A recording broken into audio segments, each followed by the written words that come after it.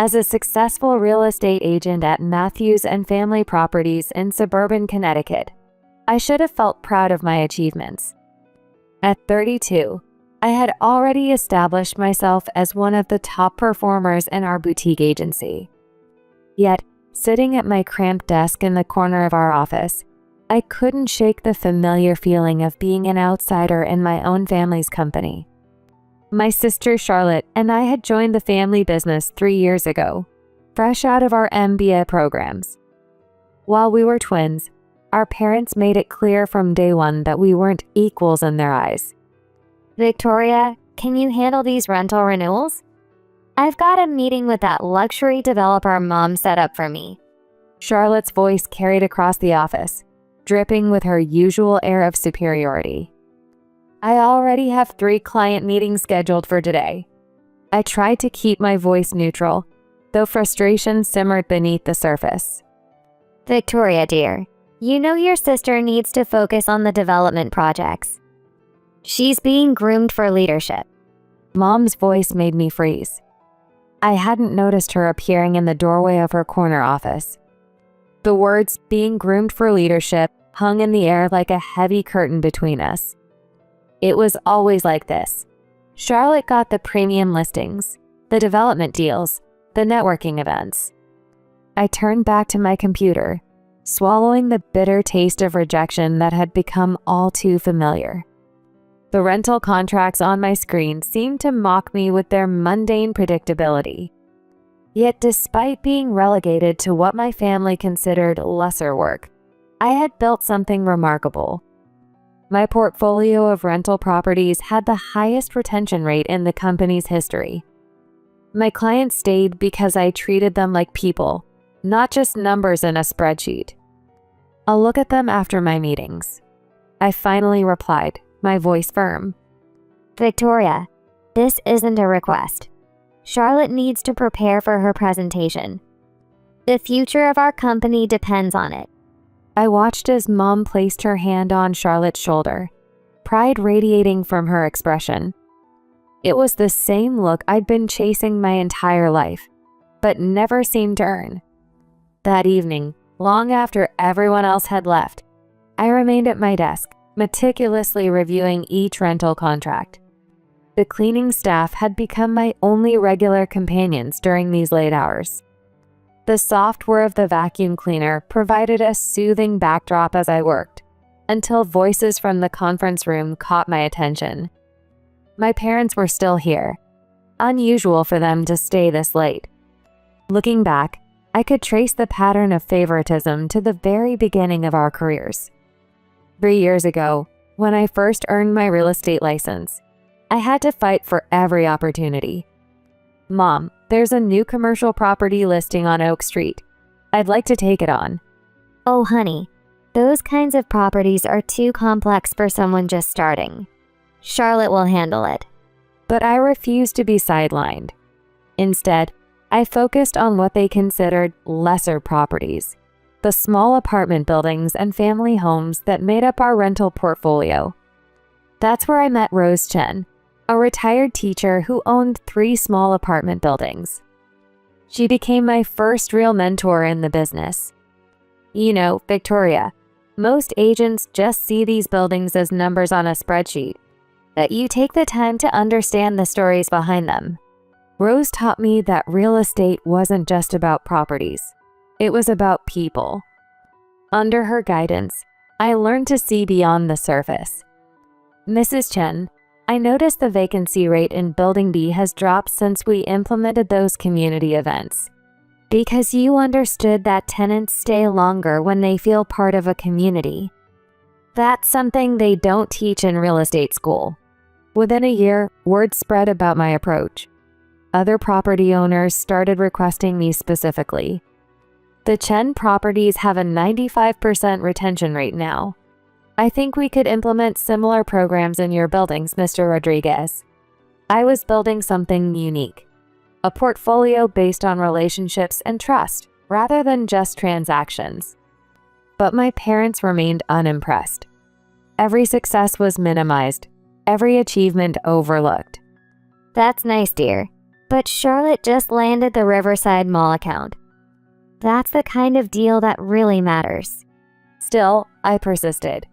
I stayed late every evening, building detailed profiles of each property and tenant. I created management systems that other agents started to copy. One evening, Rose stopped by the office unexpectedly. "I'm retiring, Victoria. My children want me to move to California to be near the grandkids." My heart sank. Rose's properties were a significant part of my portfolio. "I'm selling all 3 buildings, and I want you to handle the sale." I stared at her in shock.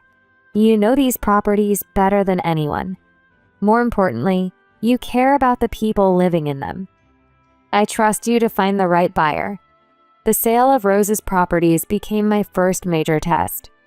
I spent weeks preparing, creating detailed property analyses and tenant histories. "Charlotte should handle this sale. It's too big for your experience level." "With all due respect, Margaret, I've specifically requested Victoria. This is non-negotiable." It was the first time someone had stood up to Mom on my behalf. The look of shock on her face was unforgettable. I threw myself into the projects, determined to prove Rose's faith in me was justified.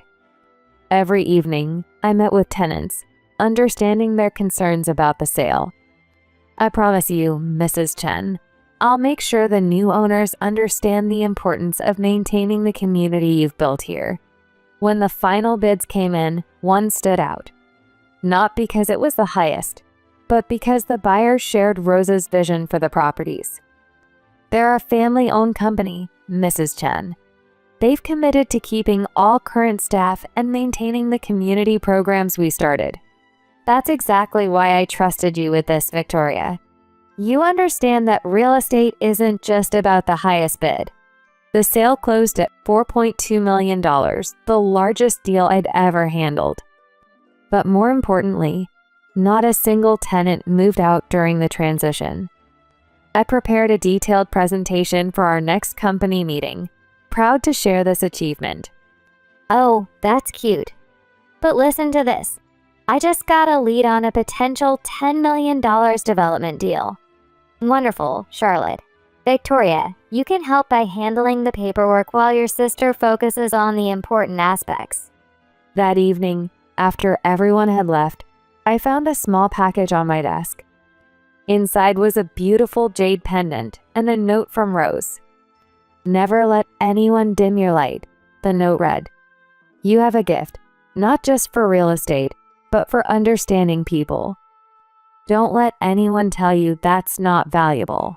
Even as my parents dismissed my achievements, my reputation in the local real estate community continued to grow. My clients spoke to each other, and word spread. One morning, I received an unexpected visitor at my cramped desk. "Ms. Matthews? I'm James Sullivan from Riverwood Apartments. My father owned the complex for 30 years before he passed away last month." "I'm so sorry for your loss, Mr. Sullivan." "Please, call me James. Rose Chen suggested I speak with you. She said you understand the importance of legacy in property management." The Riverwood Apartments were a local landmark, 200 units of affordable housing that had served the community for generations. "We've had offers from developers who want to convert it to luxury condos. But that's not what Dad would have wanted." "Tell me about your father's vision for Riverwood." For the next hour, James shared stories about his father's commitment to providing quality, affordable housing. I took detailed notes, asking questions about the community. That evening, Mom spotted the Riverwood file on my desk. "Riverwood? Charlotte should handle that. It's too significant for your level." "Mr. Sullivan specifically requested me, Mom, and I intend to honor that request." For once, my tone left no room for argument.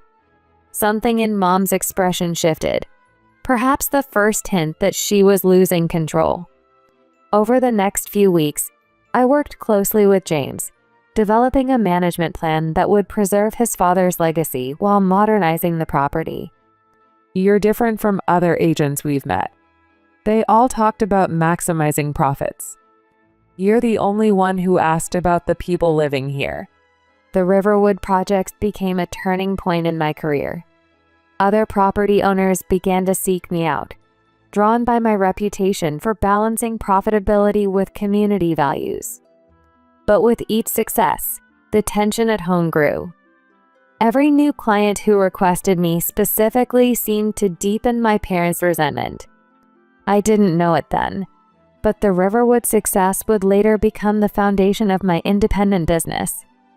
James Sullivan would become one of my first board advisors.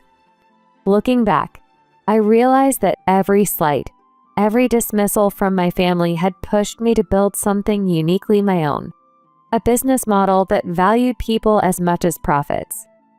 I wasn't planning to eavesdrop, but their voices carried clearly through the partially open door. Margaret, sometimes I wonder if we're making a mistake. Dad's voice sounded heavy, tired.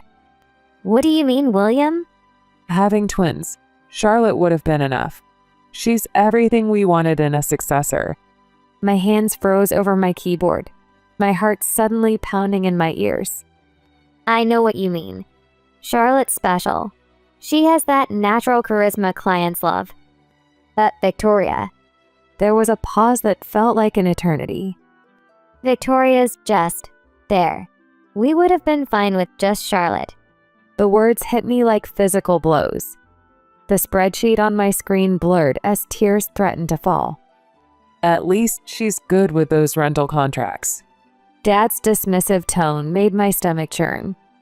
True. And it's not like we can fire her. Imagine the family gossip. Better to just keep her where she is, handling the routine stuff while Charlotte takes care of the important deals. I quietly gathered my things, my hands shaking so badly I nearly dropped my laptop. 32 years of trying to prove myself worthy, of telling myself things would change if I just worked harder. All of it crumbled in a single moment. As I drove home that night, memories flooded back with new clarity. The different birthday celebrations, Charlotte's always lavish, mine merely adequate. The way they attended all of Charlotte's tennis matches, but were too busy for my piano recitals. Even our college graduations told the story. Charlotte's celebration was a catered affair at the country club, while mine was a quiet dinner because we can't afford two big parties. That night, I couldn't sleep. Their words played on repeat in my mind. We would have been fine with just Charlotte. Morning came too quickly, and I found myself back at the office, automatically falling into my usual routine. But something had shifted inside me. The maze I'd been trapped in suddenly had a clear exit. I just needed the courage to walk through it. Mom, the Riverside Development Group loved my presentation. Charlotte burst into the office 2 hours late, as usual. The project she was referring to was one I'd spent months cultivating before it was handed over to her. That's my girl. I always knew you had amazing business instincts. I kept my head down, focused on my screen, but I could feel their eyes slide past me as if I were just another piece of office furniture. The unwanted twin. That evening, I stayed late again, but this time with a different purpose. I waited until the office was empty before slipping into Mom's office. The bottom drawer of her desk had always been off limits, a fact that suddenly seemed significant. My hands trembled slightly as I pulled it open. Beneath a stack of old files, I found what I was looking for: Mom's ancient address book. As I flipped through the pages, a single entry caught my eye. Under D for Do Not Contact was an address for Richard and Eleanor Duncan, my grandparents. The ones Mom had cut ties with years ago, claiming they were embarrassingly ordinary. The next day was Sunday, and I found myself driving through a quiet neighborhood of well-maintained colonial homes. The address led me to a modest white house with a beautiful garden. I sat in my car for what felt like hours, gathering courage. Finally, I walked up to the front door, each step feeling heavier than the last. Yes? Can I help you? The woman who answered had silver hair and kind eyes that widened in recognition as she looked at me. "Hi, I'm Victoria Matthews. I think you might be my grandma." Richard, come quickly." My grandma's voice cracked with emotion as she called out. "What is it, Eleanor? What's wrong?" A tall man with wire-rimmed glasses appeared behind her, freezing when he saw me. "It's Margaret's daughter, our granddaughter." Before I knew what was happening, I was being ushered into a cozy living room. The walls were lined with photos, including some of me as a baby that I'd never seen before. "We've tried to keep track of you girls from afar. The local paper sometimes mentions the real estate company." "We wanted to reach out so many times, but your mother." Granddad's voice trailed off, heavy with years of unspoken pain. "She changed after marrying your father. Suddenly, our lifestyle wasn't good enough. Our values weren't aligned with her new social circle." "But why? You have such a beautiful home." "Because we choose to live simply, despite having means. Your mother never understood that wealth doesn't have to be displayed to be real." "Your granddad was one of the early investors in several tech companies. We could live in a mansion if we wanted to." I nearly choked on my tea. "But Mom always said "That we were embarrassingly middle class." "Yes, we know. We've heard through mutual friends how she describes us." Granddad's smile held a hint of amusement. "The truth is, Victoria, we've been watching you. Not just in the newspaper. We have friends who keep us informed." "We know how hard you work. How you've built your rental portfolio from nothing. How your clients trust you." Their words brought unexpected tears to my eyes. All these years, someone had been noticing. The next morning, I arrived at the office to find it in chaos. Charlotte was bouncing around the conference room, practically glowing with excitement. "Everyone, gather around. We have exciting news." Mom's voice carried that familiar tone of barely contained pride, the one reserved exclusively for Charlotte's achievements. "Platinum Properties has offered us a partnership opportunity in their new Hawaii development. This could be our gateway into the luxury market. And guess who's leading the presentation team?" Charlotte's smirk was practically audible. "Your father and I will be flying to Hawaii for 2 weeks to negotiate the deal. Charlotte will be handling all presentations as our future CEO." The other employees shifted uncomfortably in their seats. Everyone knew my numbers were better than Charlotte's. "Victoria, you'll need to manage things here. Someone has to handle the rental contracts while we're gone. Don't worry, sis. I'll send you lots of pictures of me sealing the biggest deal in company history." Something inside me snapped. Maybe it was finding my grandparents, or maybe it was years of suppressed resentment finally breaking free. "Actually, I have an announcement too." The room fell silent. Mom's smile froze, and Charlotte's smirk faltered. "I had a fascinating conversation with Grandma and Granddad Duncan yesterday." "What? You went to see them? After you specifically cut them out of our lives because they questioned how you treated me?" "Yes, I did." "Mom, she's just trying to ruin our Hawaii deal. She's jealous as usual." "No, Charlotte, I'm not jealous anymore. I'm done being the unwanted twin who gets all the grunt work while you play CEO. By the way, the Riverside Development Group has been calling me privately. They're not happy about being reassigned to someone who doesn't know their project's requirements." The conference room erupted into chaos. Mom was shouting about family loyalty. My father was trying to restore order, and Charlotte was having what looked like a complete meltdown. "If you walk out that door, don't think you can come back." I turned at the doorway, my voice steady. "Don't worry, Mom. You'll be fine with just Charlotte, right? Isn't that what you've always wanted?" The color drained from Mom's face. She knew that I'd heard their conversation that night. I drove straight to my grandparents' house. They were waiting for me, somehow knowing I'd need them today. Welcome home, sweetheart." As I sat in their kitchen telling them everything through tears, Granddad disappeared into his study. "Victoria, we've been waiting for the right moment for this." Granddad placed a leather folder on the kitchen table. Inside was a detailed business proposal, complete with market analysis, financial projections, and a substantial investment offer to help me start my own real estate company. "We believe in you, sweetheart. Not just your business acumen, but your heart for this work. Come outside with us. There's something else." Following them to the driveway, I stopped in my tracks. There, gleaming in the morning sun, was a brand new Mercedes E-Class. I can't accept this. It's too much." "Nonsense. We've been saving our investment returns for something special. You're special, Victoria." For the next few days, I stayed with my grandparents, planning my next steps. Then the messages started coming. Living my best Hawaiian life while some people process rental agreements. #blessed future issue. Charlotte's social media posts were relentless, each one designed to hurt. But I didn't respond. I was too busy setting up my new office, a beautiful space with large windows and a view of the city. Then came the concerned calls from family friends. "Your mother is heartbroken.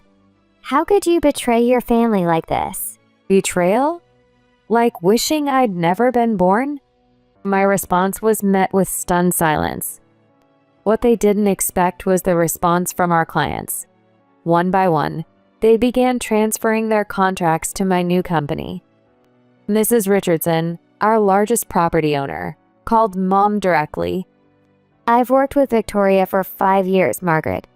She knows every detail of my properties, every tenant's history, every maintenance record. Your other daughter couldn't even remember how many units I own." Within 2 weeks, I had retained 80% of my former clients and gained 5 new ones through referrals. Then Charlotte showed up at my new office, bursting through the door without warning. "You're destroying everything. Mom and Dad built this business for me." My new receptionist, Sarah, nearly jumped out of her chair at Charlotte's outburst. "They were never your clients, Charlotte. You just assumed they were yours because Mom and Dad gave you everything else." "Because I deserve it. I'm the one they wanted. You were just extra." The office fell silent. Even Charlotte seemed shocked by her own words. "You're right. I was just extra to them. But not anymore. Please leave before I call security." The next day, my parents made their final play, showing up at my grandparents' house. "We're willing to forgive everything. You can come back to the company. We'll even give you Charlotte's office." And we'll match whatever salary you're planning to pay yourself, plus benefits. "Why now?" I asked, though I already knew the answer. "The Richardson portfolio is threatening to pull all their properties if we don't get you back. They're our biggest client." "No." My voice was calm, certain. "After everything we've done for you?" A small laugh escaped me, surprising even myself. "Everything you've done for me? You mean like wishing I'd never been born? Treating me like an unwanted extra? Giving every opportunity to Charlotte while leaving me to handle the work you thought was beneath you?" We gave you a job. "No, William. You gave her a cage. One designed to keep her small enough that Charlotte would always look bigger." "This is all your fault. You turned her against us with your fancy car and your money." "Actually, Linda, you did that all by yourself. Years of favoritism, years of treating one daughter like a princess and the other like an unwanted guest in her own family." 3 months later, my business wasn't just surviving, it was thriving. I had retained most of my key clients, hired 5 experienced agents who left my parents' company, and signed contracts with 3 major property developers. But more importantly, I had found myself. My office became more than just a workplace. It became a haven where every team member was valued, where clients were treated like family, and where success was measured not just in dollars, but in relationships built. One evening, as I was having dinner at my grandparents' house, Granddad handed me a small box. Inside was a nameplate for my desk. Victoria Duncan Matthews, CEO, Duncan and Matthews Independent Real Estate. We thought you might like to add our family name to yours. After all, you've proven yourself more than worthy of it. That's when Charlotte surprised us all by showing up at the door. I've been doing a lot of thinking. Her usual confidence was gone, replaced by something I'd never seen before: humility.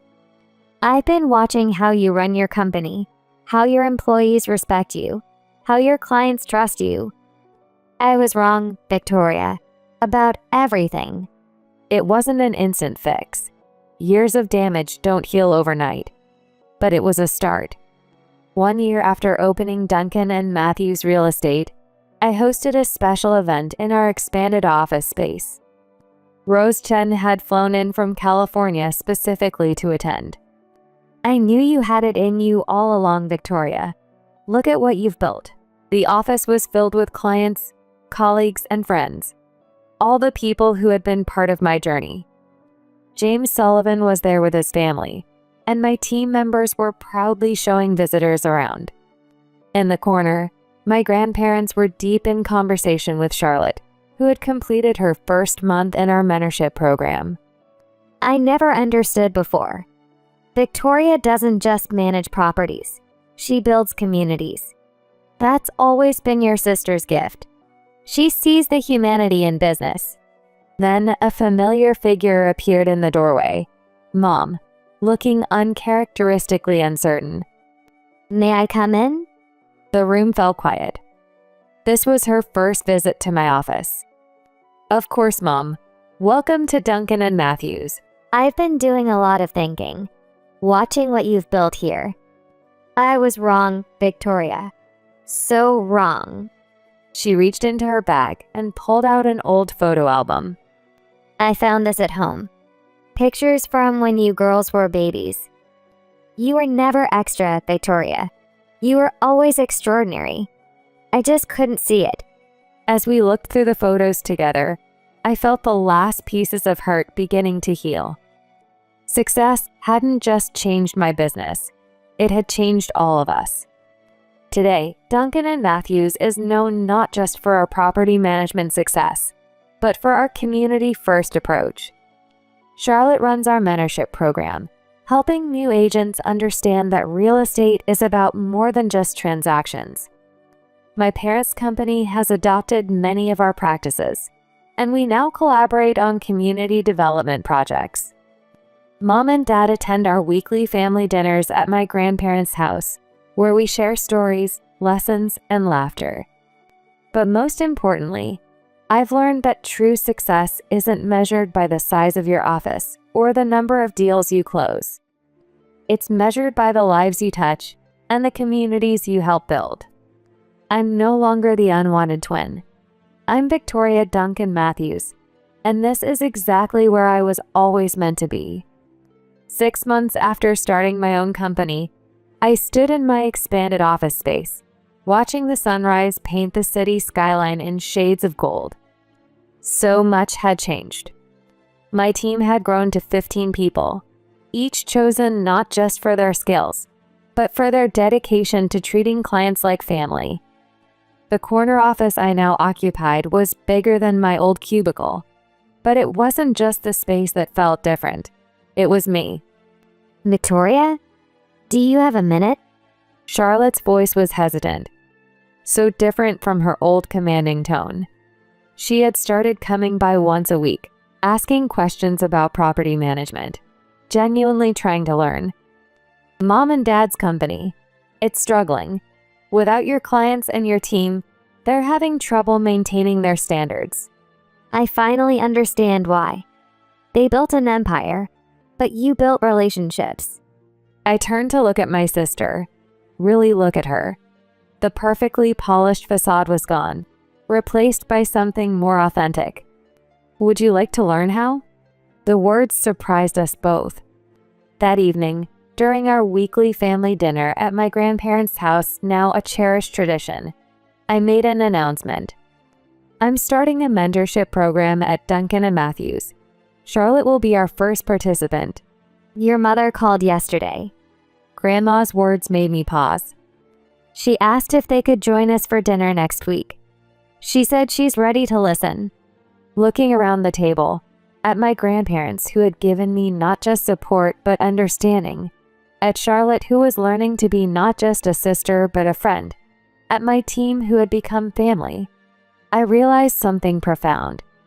Success wasn't about proving my worth to others. It was about believing in my own worth all along. Yes, they can come. I smiled, feeling truly at peace. Because sometimes the hardest person to forgive isn't the one who hurt you.